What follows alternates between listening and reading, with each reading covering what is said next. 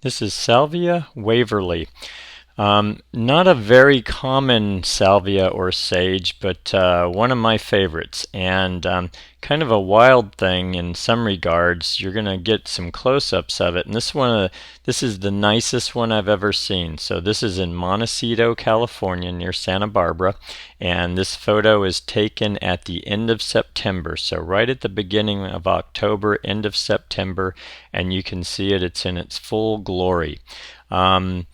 The salvias in general along coastal California are just a wonder to behold. They love this situation. They love Mediterranean kind of climate. It's mild. It never gets super hot, and yet it never gets super cold either. It's just such a moderate temperature range. And so the salvias do great here. I want you to look at the close-up here, the leaves and the different and the flowers. These flowers are really something. So they have some of the characteristic of a Mexican sage or a Salvia leucantha in that these are on elongated flower stalks, and the flowers are kind of pendulous or they hang down. And this rounded form is a bit of a surprise to me. These can be very gangly plants. I've photographed them over the last 10 or 15 years, and I've never seen one that looked quite this controlled and rounded. So one of the things I'd say about this in design is this plant you're looking at, by the way, is 5 to 6 feet tall and wide. So about 5 feet in diameter, plus or minus. And I've used it at my dad's place in Pacific Grove, California. His gardener seems to keep it at about 4 to 5 feet tall and 3 or 4 feet wide. So in terms of climate, these don't love the frost. I use it where I live, where it gets down in the 20s Fahrenheit, and they do survive that. They burn back in the winter from the cold, but they come back from that. So I'd say the low range for temperature on this is in the 20s Fahrenheit, and below that, I think it's pretty iffy. But if you have these in coastal areas like here, where it never freezes, these are year-round plants. They're going to be evergreen for you. This is kind of an evergreen perennial slash shrub. It does have a woody core, but it's primarily herbaceous material that you're looking at here. Hummingbirds love this plant. Deer leave it alone. My dad has a big deer problem and they do not touch his, so very reliable in deer areas.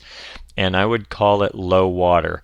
Once they're established, they don't need a whole lot of water, especially if you're in an area where the temperature is moderate.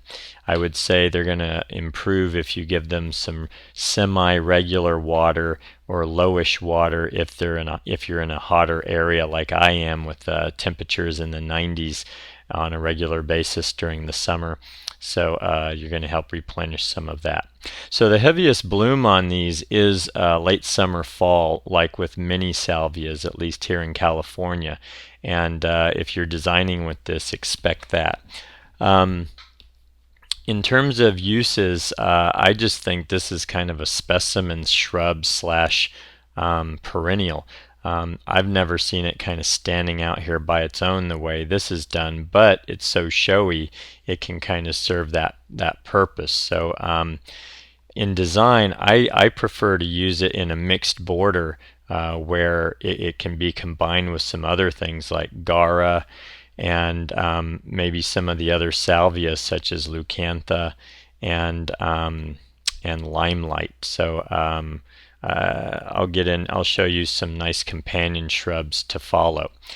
So Salvia Waverly, not real common but worth seeking out. Should be available from any good garden center if you're in the California area. I'm not sure how well it's propagated in other areas, but love this plant. As you can see, it's quite a show and kind of a unique color. A lot of the salvias are in the red range or purple or blue range, and so having this whitish color is kind of unique and different. And full sun is where you're going to get the best blooms out of this. It can take part shade, it will bloom in part shade, but I'd prefer it in full sun. And again, spacing, I would give this thing 4 to 6 feet diameter and height. And that is Salvia Waverly. Wonderful perennial. Deer leave it alone. Hummingbirds love this thing. Enjoy.